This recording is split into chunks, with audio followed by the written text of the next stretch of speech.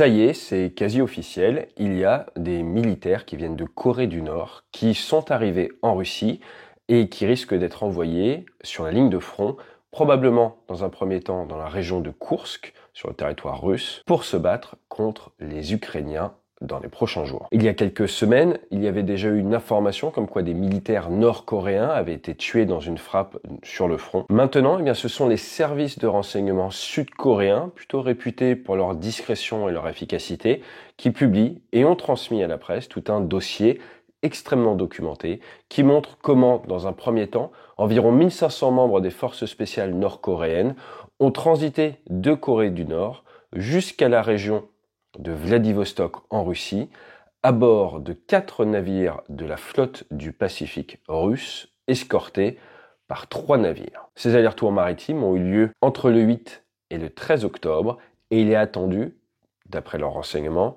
environ 12 000 hommes supplémentaires.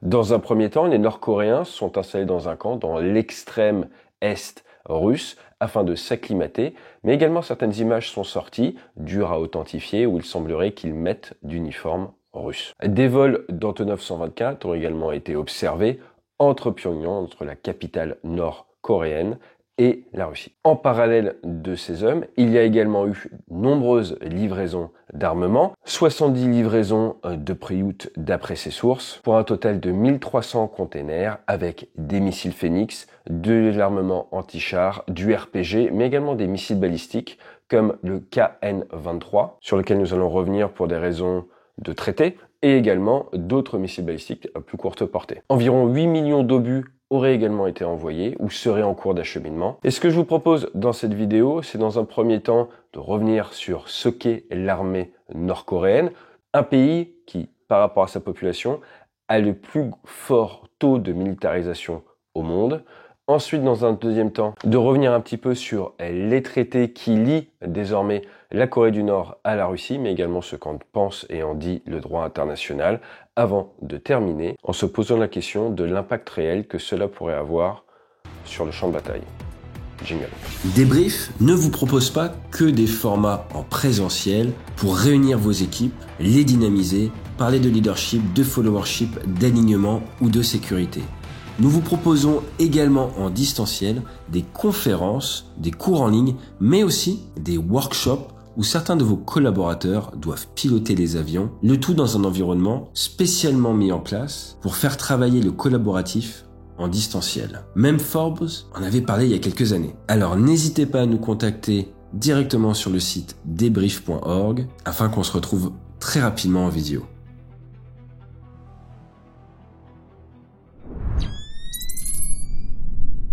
Alors remettons les choses dans le contexte. La Corée du Nord, 25,3 millions d'habitants, c'est un pays qui a été créé le 9 septembre 1948, superficie quand même assez petite, on est sur du 120 000 km², 1416 km de frontière avec la Chine, 19 avec la Russie, donc oui, ça touche directement la Russie, et après vous avez 238 km de frontière avec la Corée du Sud, où il y a cette fameuse DMZ, cette zone démilitarisée qui fait environ un tampon de 2 km de chaque côté. Pour rappel, en 1910, l'Empire du Japon a envahi la Corée et que c'est à la fin de la Seconde Guerre mondiale que cela s'est séparé en 2 Corées. La Corée du Nord qui était sous protection soviétique, la Corée du Sud qui était côté américain. Un petit peu, si je puis dire, comme l'Allemagne. Cette séparation a été officialisée en 1948 et ça nous a emmené à la guerre de Corée entre 50 et 53, où d'ailleurs MacArthur à un moment a proposé d'utiliser le nucléaire, ce qui n'a pas vraiment plu aux politiques américains. Pourquoi est-ce qu'il avait proposé le nucléaire? Eh bien parce que, pour faire très simple, avec l'entrée dans la partie de centaines de milliers, voire de millions de combattants chinois, il y a un moment, les doctrines occidentales, elles ne savent plus faire face à la marée humaine. Dans tous les cas, ce n'est pas monté à ces tensions-là, il y a eu un cessez-le-feu, et depuis, vous êtes sans signature de paix entre la Corée du Nord et la Corée du Sud, et d'ailleurs cette semaine, la Corée du Nord a rappelé que la Corée du Sud eh bien, était son ennemi. À noter, la Corée du Nord est l'unique dynastie socialiste. Vous avez eu le grand-père Kim Il-sung jusqu'en 1994, après vous avez eu Kim Jong-il, son fils, qui a ensuite été remplacé à son décès par l'actuel dictateur de Corée du Nord. Forcément, la Corée du Nord est très connue pour ses images de nuit, où vous voyez que d'un point de vue développement, on est assez loin des critères occidentaux, mais alors que la grande majorité des experts à sous-estimer les capacités de l'armée russe après quelques mois de combat. Il faudrait faire attention à nos propres biais et se rappeler que c'est une armée quand même qui est assez massive et que, comme le disait Staline, le nombre est une qualité en soi. Vous auriez environ 1,3 million de militaires d'actifs dans cette armée, qui serait la 4e du monde sur le papier, 9,5 millions de réservistes, tout ça pour un budget, accrochez-vous bien, de 4 milliards. En 2010, il était estimé qu'ils avaient environ 1000 missiles balistiques et 200 lanceurs, donc ils ne peuvent pas envoyer les 1000 d'un coup, ça prend forcément plus de temps. Ils auraient 4000 tanks, et d'après des analyses de la Rand Corporation, s'ils ouvraient le feu sur Séoul, en l'espace d'une heure, ils pourraient faire environ 100 000 victimes, en saturant complètement les défenses sud-coréennes. Donc c'est tout de même un ennemi dont tout le monde se méfie, d'autant plus qu'il est doté, qu'il dispose de l'arme nucléaire. On a vu des essais nucléaires en 2006, en 2009, en 2013, 2016, 2017, et assez régulièrement, vous avez des missiles balistiques qui sont tirés, qui ont même tendance à passer au-dessus du Japon, sans forcément les prévenir à l'avance. 29,9% de la population a servi ou est rappelable sous les drapeaux, ce qui est absolument énorme, et comme je vous le disais, le pays avec ce plus gros pourcentage au monde. Alors en juin dernier, un accord a été signé entre la Russie et la Corée du Nord, un accord de défense militaire mutuelle, qui veut dire que si la Corée du Nord est attaquée, la Russie va intervenir. Si la Russie est attaquée, la Corée du Nord va intervenir. Et là, je pense qu'avec cette annonce dans l'envoi de militaires nord-coréens, on voit le véritable impact de la percée ukrainienne en Russie, car il y a de grandes chances que cela ait déclenché ce traité d'assistance et que ce soit du fait de ce traité que vous ayez ces militaires nord-coréens qui vont être engagés. Alors justement, regardons un petit peu ce que disent les textes. Pour rappel, il existe une résolution, la résolution 1718 du Conseil des Nations Unies, elle date de 2006, elle interdit l'import-export d'armements depuis ouvert à la Corée du Nord. Il existe également, nous en avons parlé sur cette chaîne, l'accord des années 90 sur le Missile Technology Control Regime qui stipule que vous ne pouvez pas exporter ou importer un missile qui aurait plus de 300 km de portée ou une charge militaire supérieure à 500 kg. Ce qui amène les livraisons occidentales à ne pas proposer, par exemple, le Scalp ou le Storm Shadow dans sa meilleure version afin de respecter ce traité. Les KN-23, qui ont été missiles balistiques, qui ont été livrés par les Nord-Coréens et dont on a retrouvé des morceaux, d'ailleurs vous voyez c'est documenté du côté de Kiev, ont une portée de 900 km et une charge militaire de 500 kg, ce qui est donc en violation de ce traité. Il y a également l'article 48 de la Convention de Genève à surveiller, et lui il est sur le port de l'uniforme qui ne correspond pas à votre pays d'origine ou au contrat signé individuellement en tant que volontaire. Alors là, je dis à surveiller. Pourquoi ? Parce que nous ne savons pas si les militaires nord-coréens qui apparemment, je mets bien apparemment, vont intervenir sous uniforme russe, le font en tant que volontaires russes ou le font en tant que militaires nord-coréens. Ce n'est pas la même chose. S'ils interviennent en tant que militaires coréens, en toute théorie, ils devraient mettre leur uniforme nord-coréen. S'ils signent un contrat d'engagement pour la Russie, dans ce cas-là c'est différent, uniforme russe, et cela respecte les droits. Exactement comme des Français, des Américains, des personnes d'Amérique du Sud, des Canadiens qui vont s'engager dans la Légion étrangère ukrainienne. Ukraine d'ailleurs où ils ont voté une modification au niveau des textes pour permettre à des étrangers d'avoir des postes d'officiers. Alors c'est un point intéressant, surtout au moment où on sait que des Mirage 2000 vont être livrés, des F-16 vont également arriver vers 2025. Le fait d'ouvrir les postes d'officiers à des étrangers, forcément, devrait rendre plus facile, possible, le fait d'avoir des volontaires étrangers, pilotes de combat, ou à certains postes de mécaniciens de maintenance. Si d'un côté, vous avez la Task Force Baguette, avec des volontaires français, peut-être qu'en fait, en face, ils sont en train de nous inventer la Task Force Naengmyeon. Alors, je crois que c'est le nom d'une soupe typique de Corée du Nord. Voilà, j'ai tenté une blague. Dans tous les cas, ce qui est très intéressant, c'est que ce que l'on voit maintenant depuis 2 ans, c'est que les adversaires de l'Ukraine ont l'intelligence à chaque fois de prendre du recul et de regarder la situation géopolitique mondiale et d'en jouer avec beaucoup de finesse. Si la seule zone de confrontation mondiale était en Ukraine, il serait beaucoup plus facile pour les alliés des Ukrainiens de les aider. Or, ce n'est pas le cas il y a eu depuis le 7 octobre cette augmentation énorme des tensions au Moyen-Orient. Je vous rappelle qu'il y a eu plus de 200 attaques sur des bases militaires américaines et même des morts sur des bases militaires américaines. Là, eh bien, c'est la Corée du Nord qui, depuis maintenant une dizaine de jours, augmente les tensions vis-à-vis de la Corée du Sud, avec notamment un changement de rhétorique, mais également la destruction de 2 ponts et de certaines routes qui les reliaient à la Corée du Sud, ainsi que des incidents de clôture qui n'avaient pas été vus avec cette intensité-là depuis quelques temps. Alors, pourquoi est-ce que la Russie, ses alliés et ses proxys viennent comme ça titiller d'autres nations? Eh bien, tout simplement à cause des priorités, même contractuelles si je puis dire, des Américains. Je m'explique. Les Américains disposent d'accords de défense avec de nombreux pays. Par exemple avec la Corée depuis 1954 et depuis 2023, même vis-à-vis du nucléaire. Ils se sont engagés à mettre des sous-marins nucléaires lanceurs d'engins dans la région. Les Américains ont énormément d'intérêt en Corée du Sud. Ils ont même 28 500 militaires basés là-bas. Pareil avec le Japon, qui, je vous le rappelle, est souvent survolé par des missiles balistiques. Les Américains ne sont jamais partis du Japon depuis la Seconde Guerre mondiale.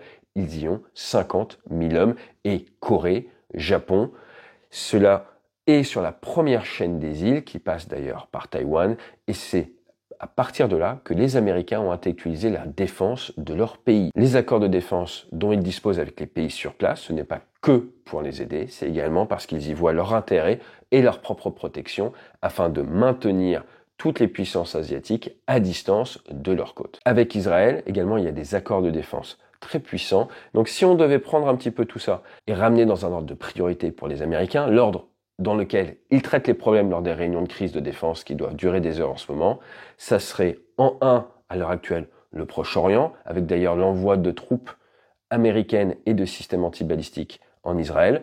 Je vous rappelle que contrairement à ce qu'on peut entendre dans la presse, les Israéliens à l'heure actuelle n'ont pas la capacité à intercepter tous les missiles balistiques qui leur arrivent d'Iran, que le dôme de fer n'est pas très opérationnel contre du missile balistique et que face à une attaque saturante, vous avez un pourcentage non négligeable qui qui va passer. Les Israéliens et les Américains en ont conscience. Et avec l'Iran qui est de plus en plus proche de nations disposant de l'homme nucléaire, comme la Russie, forcément cela chamboule un petit peu les priorités de la région.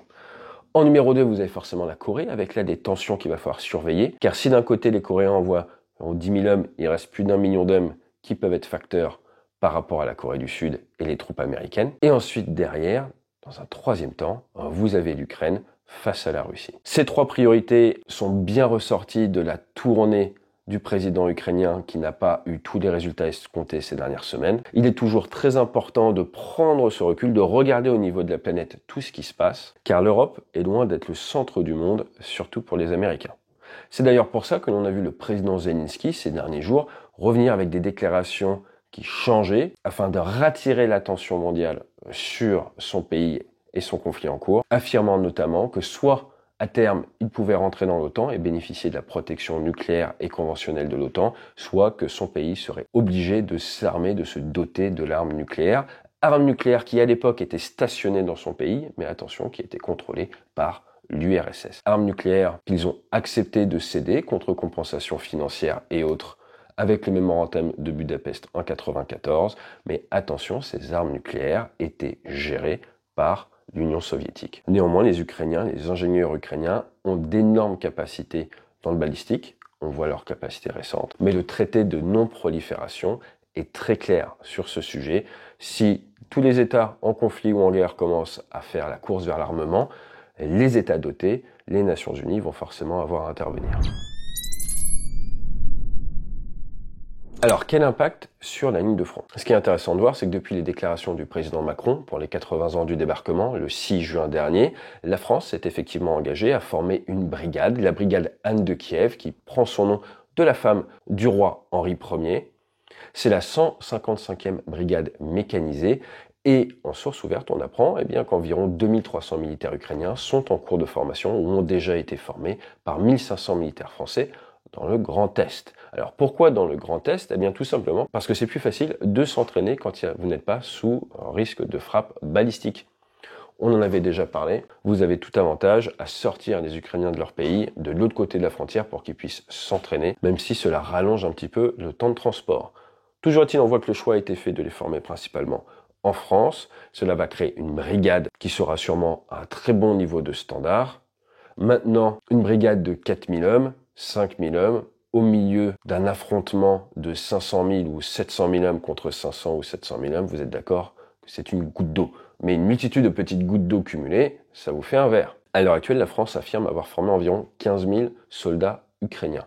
Donc la réalité, c'est que face à l'arrivée d'autres acteurs alliés à la Russie, nos capacités militaires / industrielles, qui n'ont pas vraiment accéléré ces 2 dernières années malgré les discours politiques, montrent leurs limites d'un point de vue tout simplement quantitatif. C'est un sujet qui est très connu. Il y a des rapports du Sénat et de sénateurs sur le fait que nous sommes une petite armée avec des petits volumes. Et sur cette chaîne, depuis longtemps, et dans Au-delà de l'Ukraine, on expliquait l'importance de la réaccélération afin de pouvoir, si besoin, augmenter les volumes.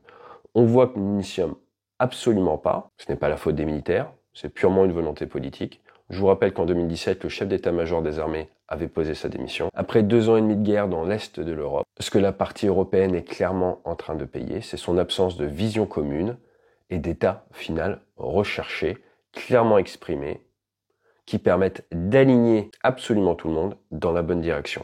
Et rappelez-vous, il y a près de 2 ans et demi déjà, sur cette chaîne, on expliquait que l'importance pour l'Ukraine était de pouvoir remonter à un niveau de dissuasion conventionnelle efficace, et donc qu'il fallait lancer des gros programmes d'armement et des gros programmes de formation pour permettre d'atteindre un niveau, un seuil de volume d'armée de l'air, de volume d'armée de terre, de volume de marine qui puisse à lui-même dissuader conventionnellement un futur agresseur. La mobilisation humaine s'est faite au fur et à mesure, l'aide s'est faite au fur et à mesure. Les prochains mois, avec l'élection américaine et le flottement de leadership que cela va amener, risquent d'être très impactants, car c'est probablement un des moments où vous pouvez changer le plus le statu quo, injecter le plus de troupes alliées, en risquant le moins de réponses majeures de la part des Occidentaux du fait de cette élection américaine. Je vous dis à très bientôt sur la chaîne, on va continuer à suivre ce qui se passe avec la Corée du Nord. Dans tous les cas, pour eux, ce qu'ils ont à y gagner, c'est de l'expérience de combat réel, du retour d'expérience,